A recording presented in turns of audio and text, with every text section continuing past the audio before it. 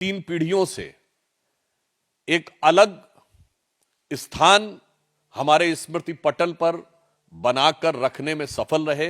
धर्मेंद्र जी के नाम से हम सबके मानस पटल पर अंकित हैं, जो भारतीय जनता पार्टी के पूर्व सांसद भी रहे हैं। हम पार्टी की तरफ से धर्मेंद्र जी के भारतीय कला, सिने जगत में उनके अभूतपूर्व और अविस्मरणीय योगदान को स्मरण करते हुए श्रद्धांजलि देते हैं। 3 पीढ़ी तक भारतीय चित्रपट पर भारतीय परिवेश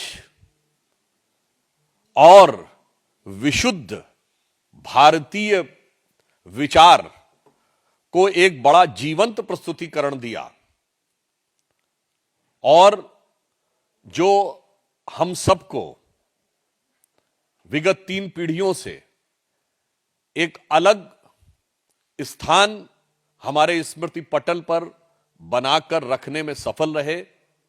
ऐसे श्री धर्म सिंह देओल, जो धर्मेंद्र जी के नाम से हम सबके मानस पटल पर अंकित हैं, जो भारतीय जनता पार्टी के पूर्व सांसद भी रहे हैं। हम पार्टी की तरफ से धर्मेंद्र जी के भारतीय कला, सिने जगत में उनके अभूतपूर्व और अविस्मरणीय योगदान को स्मरण करते हुए श्रद्धांजलि देते हैं।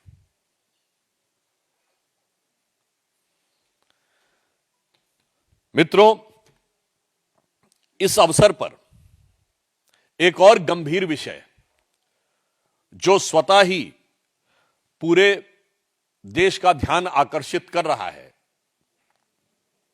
कि स्वतंत्र, निष्पक्ष, पारदर्शी प्रक्रिया के द्वारा चुनावों को संपन्न कराने के प्रयास को लेकर जिस प्रकार का निंदनीय प्रयास और घातक आघात कुछ इंडी गठबंधन के राज्यों द्वारा किया जा रहा है, वो बहुत चिंता का विषय है। मीडिया में प्राप्त समाचारों के अनुसार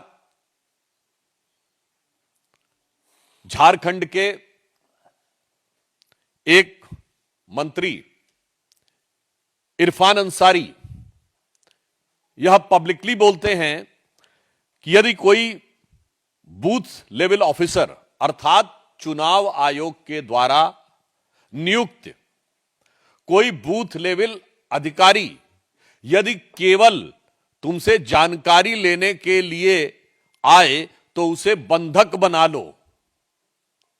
मैं पूरी विनम्रता से और दृढ़ता से और कष्ट के साथ पूछना चाहता हूं इंडी गठबंधन वालों से, यह लोकतंत्र को बंधक बनाने का निंदनीय प्रयास है या नहीं?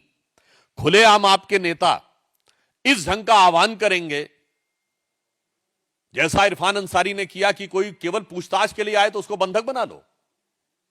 संविधान खतरे में है या नहीं? एक बार पुनः देश को ध्यान आता है कि जहां जहां इंडी गठबंधन के लोग सत्ता में आते हैं, संविधान की भावना दरकिनार कर दी जाती है। किसके लिए?